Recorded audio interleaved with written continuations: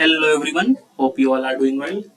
सो आज हम लोग जो अपनी इकोनॉमिक की सीरीज चल रही है, इकोनॉमिक्स की सीरीज, उसमें आज हम लोग इन्फ्लेशन के बेसिक कॉन्सेप्ट को क्लियर करने वाले हैं।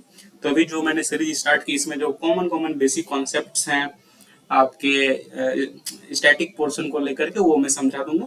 फिर धीरे धीरे हम लोग डाइवर्स टॉपिक और हार्ड टॉपिक्स की तरफ जाएंगे, और धीरे धीरे हम लोग फिर करंट अफेयर्स भी कंप्लीट करेंगे। तो मेरी यही कोशिश रहेगी कि इस इकोनॉमिक के जो सेशंस चल रहे हैं, इससे आपकी सारी कॉन्सेप्ट्स वगैरह, सारे बेसिक्स हो गए, और फिर लास्ट में हम लोग करंट अफेयर्स भी करेंगे। ये सब कुछ मैं एक इकोनॉमिक्स का ओवरव्यू आपको इस यहाँ से मिल जाए। तो आज जो हम लोग डिस्कस करने वाले हैं वो है इन्फ्लेशन। तो इन्फ्लेशन को लेकर के जितनी भी बेसिक कॉन्सेप्ट्स हैं, उसको आज हम लोग डिस्कस करेंगे। तो इन्फ्लेशन होता क्या है? आई थिंक सारे बच्चे ये जानते होंगे। इन्फ्लेशन क्या होता है? Persistent increase in price. इसका प्राइस, गुड ऑफ सर्विस। जब प्राइस जो है, increase in price of goods and service over a long period of time.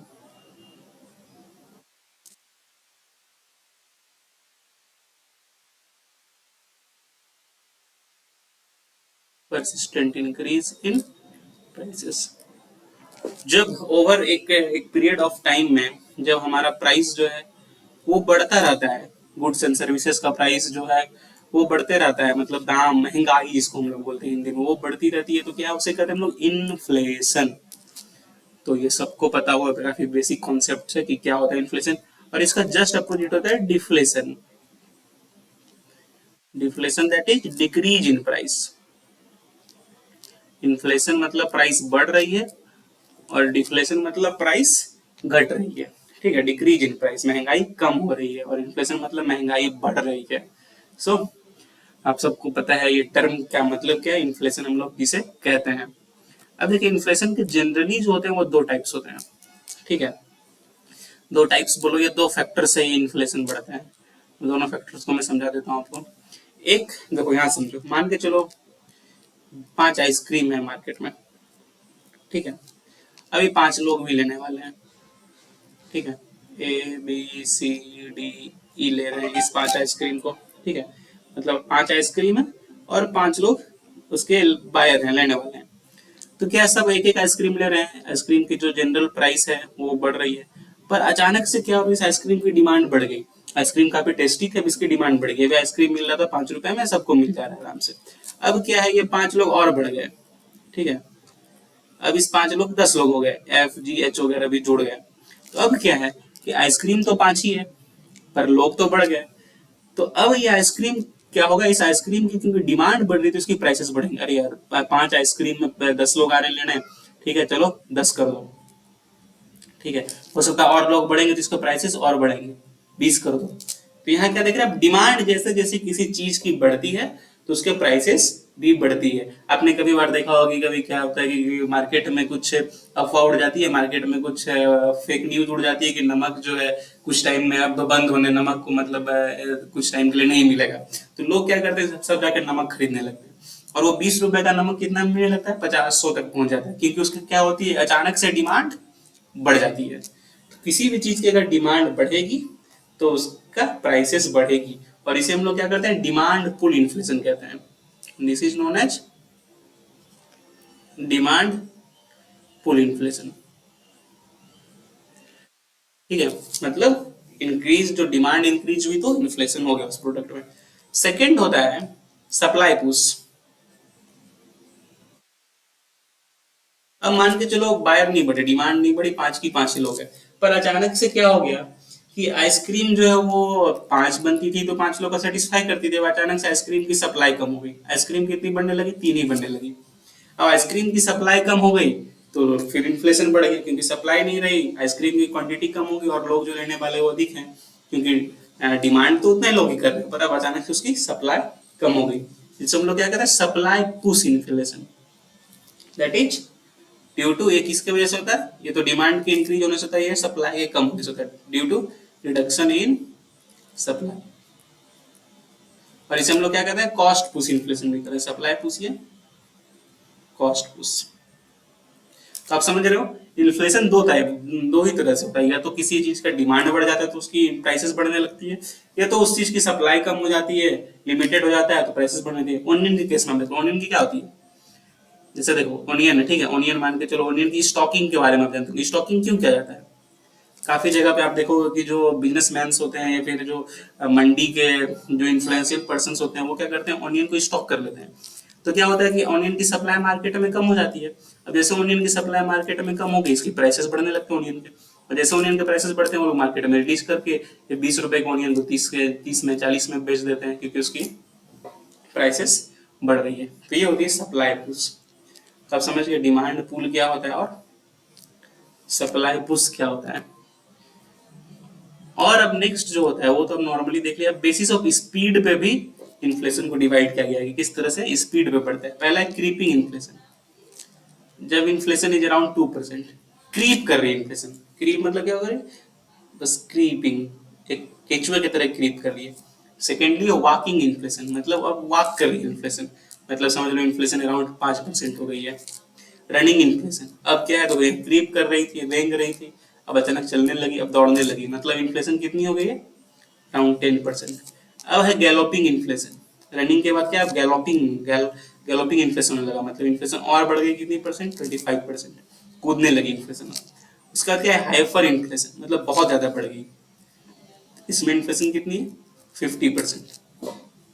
I hope आपको ये पांचों स्पीड के बेसिस पे समझ में आ गई कितनी परसेंट किसमें बढ़ रही है। और देखिए इन्फ्लेशन जो होता है वो इकोनॉमी के लिए खराब नहीं होता है, इस या मतलब हल्की increase of inflation is good for economy, for growth of economy. Economic growth के लिए little inflation is always good. और एज पर कुछ डिफिनेशन अपनी इकोनॉमी में देखो, as per RBI I think, तो 2 से 6% इन्फ्लेशन को हम लोग हेल्दी इन्फ्लेशन कहते हैं। अगर ये नहीं होगा तो इकोनॉमी ग्रो नहीं करेगी। पर यही इन्फ्लेशन अगर मतलब क्रीपिंग से लेके अगर वॉक भी, स्लो वॉक भी कर रही है तो इट इज गुड। पर अगर आप रनिंग करने लगी, गलोपिंग करने लगी, तो then it is bad for economy. So little मतलब जो good, healthy inflation is good for economy. So I hope आपको ये भी समझ में आ गई होगी। अब नेक्स्ट बढ़ते हैं फिलिप्स कर्व के ऊपर। फिलिप्स कर्व होती क्या है, तो एक फिलिप साहब थे, उनका कहना था कि जब भी इन्फ्लेशन बढ़ेगी तब क्या बढ़ेगा, इम्प्लॉयमेंट भी बढ़ेगा।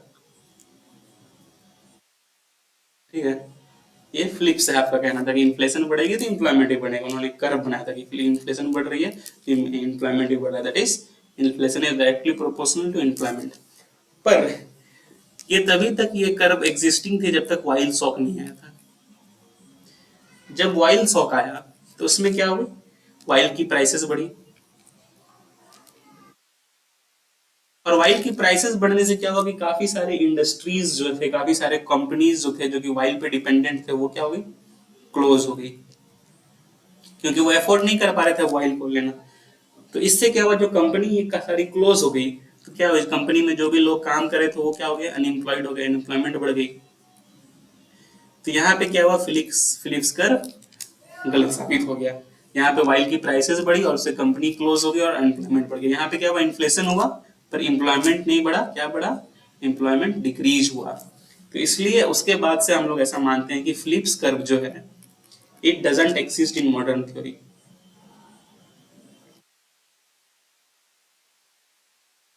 ये मॉडर्न थ्योरी में एग्जिस्ट नहीं करती है, और ये वाइल्ड शॉक के बाद बिल्कुल ही गलत साबित हो गई थी। तो ये मैंने इसलिए बताया क्योंकि इंपॉर्टेंट है, कभी कभी यूपीएससी प्रीवियस आई थिंक पहले पूछा हुआ है, और इट इज इंपॉर्टेंट कर्व, आप इसका एग्जांपल वगैरह भी दे सकते हो अपने आंसर राइटिंग में। सो आई होप आपको समझ में आ गया होगा फिलिप्स कर्व क्या होता है। अब देखिए, अब फिलिप्स कर्व से एक और कॉन्सेप्ट मैं आपको यहाँ बताता हूँ, स्टैगफ्लेशन की। ठीक है, आई होप आपको समझ आएगा, फिलिप्स कर्व मॉडर्न थ्योरी में नहीं एग्जिस्ट करती। अब एक और टू वर्ड टर्म है स्टैगफ्लेशन। तो स्टैगफ्लेशन दो वर्ड से बना है, स्टैग्नेशन प्लस इन्फ्लेशन। तो इसका मतलब क्या है, इकोनॉमी जो है स्टैग्नेंट है, इकोनॉमी में स्टैग्नेशन चल रहा है, that is slow economic growth, slow economic growth. और साथ में क्या चल रहा है, इन्फ्लेशन, मतलब प्राइसेस भी बढ़ रही है, तो इसको हम लोग कहते हैं इन्फ्लेशन। और स्लो इकोनॉमिक ग्रोथ की वजह से क्या है, अनएम्प्लॉयमेंट भी बढ़ रही है। दैट इज ऑल्सो, इससे भी सजेस्ट आप कर सकते हो कि फ्लिक्स पर एग्जिस्ट नहीं करता है मॉडर्न में, क्योंकि स्टैगफ्लेशन होती है मॉडर्न टाइम्स में, मॉडर्न इकोनॉमीज में। मतलब इकोनॉमी की स्लो ग्रोथ हो रही है और प्राइसेस बढ़ रही है, और क्योंकि स्लो ग्रोथ ऑफ इकोनॉमी है तो अनएम्प्लॉयमेंट भी बढ़ रहा है। This is known as stagflation. तो आपको समझ में आएगा स्टैगफ्लेशन किसे कहते हैं। अब देखिए, जो मेजरमेंट होती है इन्फ्लेशन की, वो दो टर्म से होती है, दो टाइप से होती है। पहले ही को हम कहते हैं होलसेल प्राइस इंडेक्स के बेसिस पे होती है, ठीक है, on basis of wholesale price index. तो ये किस पे, जैसे होलसेल नाम से पता चलता है आपको, ये किस पे बेस्ड होता है, wholesale price of selected communities, wholesale price पे बेस्ड होता है ऑफ सेलेक्टेड कमोडिटीज। और ये जो है अपनी सर्विसेज जो होती है कमोडिटीज को, उसको अकाउंट में नहीं लेता है, doesn't take into account services, services को ये अकाउंट में नहीं लेता है। ये आपका मंथली बेसिस पे कैलकुलेट होता है, calculated on monthly basis, monthly basis पे से रिलीज होती है ये। और इसे कौन रिलीज करता है, economic adviser, ministry of commerce, office of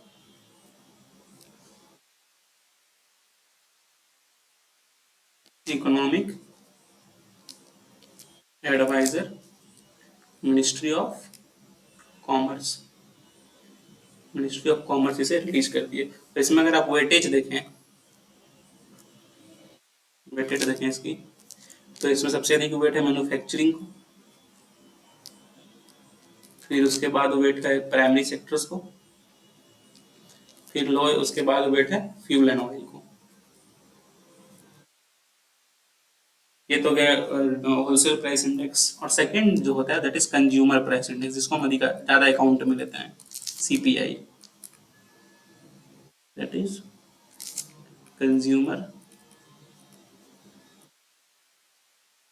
price index. ये क्या दिखाता है, देखिए उसमें तो जो सिलेक्टेड कमोडिटीज में जो इन्फ्लेशन हो रही है उसके होलसेल प्राइसेस को मेजर करते हैं, पर ये क्योंकि कंज्यूमर प्राइसेस से मेजर होती है, तो it generally shows impact of inflation on people, it shows impact of inflation on people. क्योंकि कंज्यूमर प्राइस इंडेक्स से कैलकुलेट करें तो पीपल पे क्या इफेक्ट हो रहा है इन्फ्लेशन को, वो आप इसे देख सकते हैं। ये इसी को हम लोग यूज करते हैं to grant dearness allowance, DA, use to grant DA, that is dearness allowance और डियरिंग अलाउंस जो भी आप बोलो उसको। तो डियरनेस अलाउंस होते हैं वो किस पे बेस्ड होते हैं, कि किसको यूज करके ग्रांट किया जाता है, दैट इज सीपीआई, ठीक है। ये भी मंथली बेसिस पे निकलता है, पर इसको जो रिलीज करती है दैट इज बाय एनएसएसओ, जो स्टैटिकल सर्वे वाली ऑफिस है वो, ठीक है। और आपकी डब्ल्यूपीआई कौन रिलीज करता था, office of economic adviser, ministry of commerce. और इसे सीपीआई को कौन रिलीज कर रहा है, एनएसएसओ। अब इसमें अगर आप वेटेड देखो इसके वेटेज में, तो इसको सबसे अधिक वेटेज किसको है, हाउसिंग को है, फिर किसको है, ट्रांसपोर्टेशन को है,